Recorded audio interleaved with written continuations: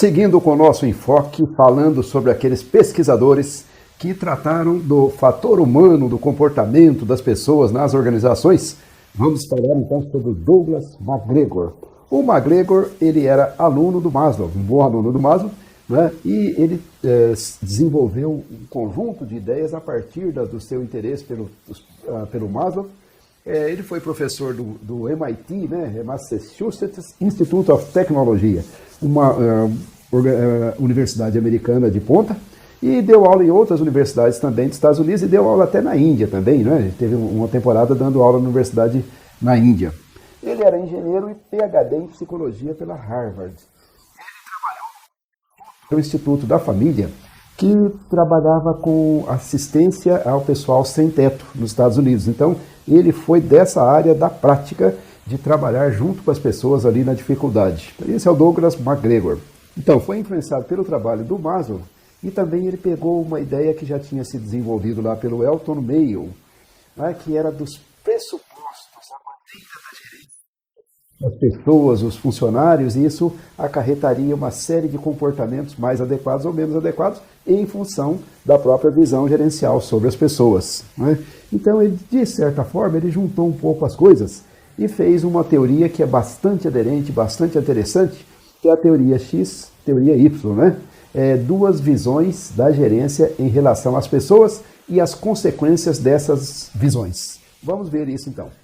O McGregor observou que a gerência tradicional é uma gerência com aquilo que ele chamou de teoria X, teoria X. Então a teoria X seria uma visão de homem, que é do homem no sentido aqui do gênero humano, né? De pessoas, dos indivíduos, enfim. Que o indivíduo médio seria indolente, procuraria evitar o trabalho, mas não gosta do trabalho, seria sem ambição, simplesmente ele iria levando a vida sem buscar algo de mais valor, sem se ligar a metas mais nobres, digamos assim, né? Que essa pessoa evitaria responsabilidade, não gosta de responsabilidade, prefere ser liderada, né? A pessoa média, né? O ser humano médio, voltado apenas para interesses próprios, portanto, incapaz de associar-se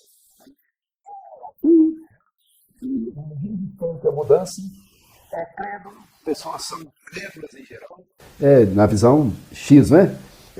Não muito inteligentes e facilmente manipuláveis, né? Seriam todos certos para os charlatões, para os demagogos e assim por diante. Então, essa seria a visão da teoria X, uma maneira de ver as pessoas, tá certo? Então ele diz que esses pressupostos levariam à alienação das pessoas no trabalho. A pessoa, trabalho para ela não tem muito significado, né? Está ali apenas cumprindo a tabela para receber o salário. A gerência teria que exercer um controle sobre as pessoas, direcionamento com base nas tarefas, firme ali, etc. Não esperaria muito das pessoas e trabalharia com aquela ideia de chicote e cenoura, né? Quer dizer, punição e recompensa, punição e recompensa. Então, a remuneração seria só a base de recompensas imediatistas, não pensada, e as pessoas evitariam punição. Então, a gerência exerceria essa vigilância para punir ou premiar, tá certo? Então, ele dizia o seguinte, que esta visão tornaria as pessoas assim, né? Porque as pessoas ficariam alienadas do mundo do trabalho, sem interesse tanto pela gestão, pela gerência, quanto pela própria organização. Então ele disse o seguinte, que isso não é uma verdade universal, né? E que pode até ser verdade para uma parte das pessoas, mas não é uma verdade universal, não se aplica a tudo mais. Então era necessário reformular essas ideias aí, então ele acrescentou aquilo que ele chama de teoria Y, uma visão, uma percepção das pessoas completamente diferente, né? Mais adequado aos tempos, porque afinal de contas os tempos já mudaram também, né?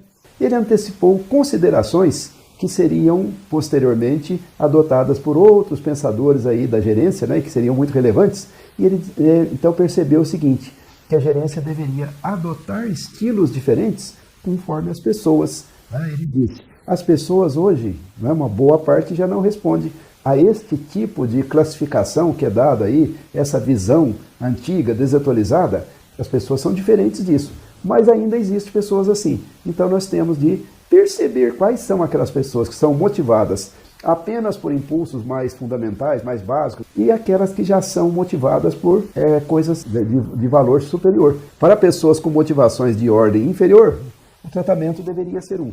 Para pessoas com motivações de ordem superior, o tratamento deveria ser outro. Então ele propôs o seguinte: nós temos que substituir essa visão, que não é adequada para uma boa parte dos americanos hoje que estavam nos Estados Unidos, né? E o mundo mudou, as pessoas evoluíram, o mundo evoluiu. Então as pessoas podem apresentar motivação, né? As pessoas podem ser intrinsecamente motivadas, as pessoas podem apresentar potencial para desenvolvimento, capacidade de assumir responsabilidades, prontidão para direcionar para os objetivos organizacionais, né? Então, as pessoas já têm em si essas qualidades, essas características, esses impulsos fundamentais. E não é a gerência que coloca isso lá. As pessoas já têm isso.